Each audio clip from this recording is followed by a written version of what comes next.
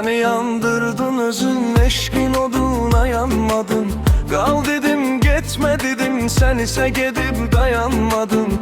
Dedim Allah özü şahittir seni sevdiğime. Nece Allahsız adamsan, buna da inanmadım.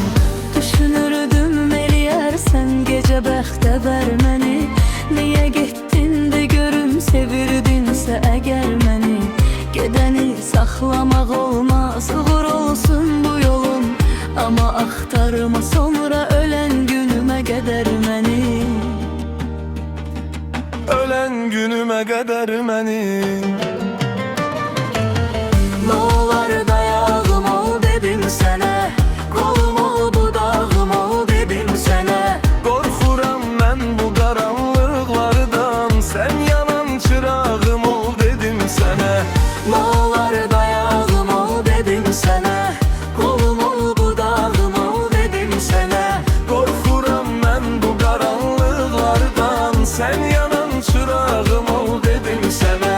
Qorxuram mən bu qaranlıqlardan, sən yanan çırağım ol dedim sənə.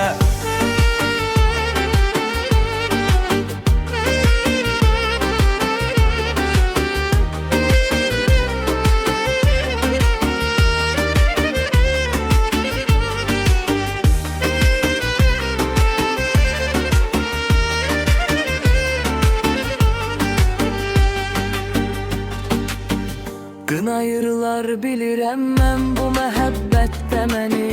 Elə bildim ki sadığı sevirsən əlbəttə məni. Sənə mən könlümü verdim gözümün nuru deyib. Sən isə gör necə qoydun qara zülmətdə məni. Elə bildim ki gülü sevgimizin solmayacak. Gözümüz bir daha yaşlarla bizim dolmayacak. Olacaqdır yenə xoş günlərin kimdənsə sənin. Ama keçmişdeki günlər yenidən olmayacak. Yenidən olmayacak. Ah mən dayağım ol dedim sənə, qolum ol budağım ol dedim sənə. Qorxuram mən bu qaranlıqlardan, sən yanan çırağım ol dedim sənə. Nə olar dayağım ol dedim sənə, qolum ol budağım ol dedim sənə. Qorxuram mən bu qaranlıqlardan, sən yanan çırağım ol dedim sənə.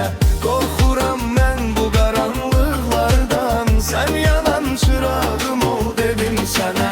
Təki sən qonağım ol dedim sənə.